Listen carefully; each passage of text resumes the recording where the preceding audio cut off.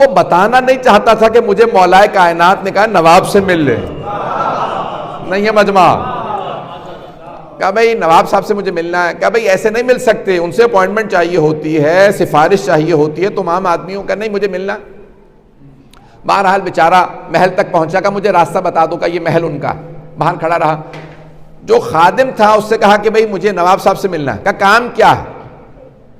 کہا نواب صاحب سے کہو اس نام سے ایک سید غریب جوان طالب علم نجف سے آیا ہے، ملنا چاہتا، بتا دو صرف، اگر نہ ملے تو ان کا کام۔ خادم نے، وہ جو دربان تھا، اس نے کسی اور سے کہا، اس نے کسی اور سے کہا، کرتے کرتے بادشاہ تک آواز پہنچی کہ کوئی نجف اشرف سے سید آیا، وہ کہتا ہے مجھے آپ سے ملنا، کہا اسی وقت لاؤ۔ شاید نواب کے بھی ذہن میں کوئی بات تھی، کوئی آیا، جس نے اس طالب علم سید کو بھیجا تھا اسی نے نواب کو بھی حکم دیا تھا۔ پہنچیے گا حضرات۔